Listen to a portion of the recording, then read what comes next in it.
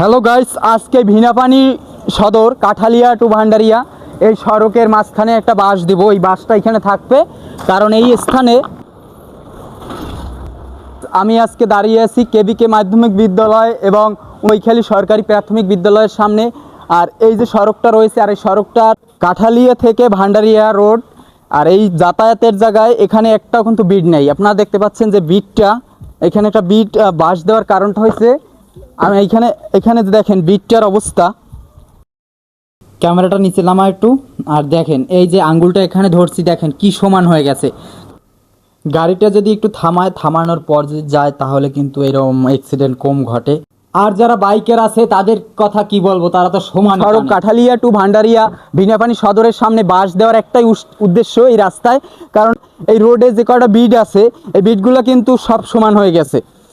কারণ যারা সড়ক উন্নয়ন এবং সড়ক রক্ষণাবেক্ষণের দায়িত্বে আছেন তাদেরকে উদ্দেশ্য করে বলছি, এই যদি আপনারা যদি কোনো অ্যাক্সিডেন্ট ঘটে, বিডের কারণে কিন্তু অনেক অ্যাক্সিডেন্টগুলো হয়। আজকে দেখেন এই কেবিকে মাধ্যমিক কৈখালী সরকারি প্রাথমিক বিদ্যালয়ের সামনে একটাও বিড নেই। বাচ্চা কাচ্চা হাঁটাচলা করে এবং দোকানে যায়। ছুটির শেষে বাসগুলো এমন আকারে দৌড়ায়, প্রায় অ্যাক্সিডেন্টের মুখোমুখি হয়, কিন্তু বড় কোনো দুর্ঘটনা এখন তো হয়তো ঘটেনি। ঘটার আগে এই সিদ্ধান্ত বা এই দায়িত্বগুলো এগুলো নেওয়া উচিত। যাই হোক, সবাই ভালো থাকবেন, ভিডিওটা শেয়ার করে দেবেন।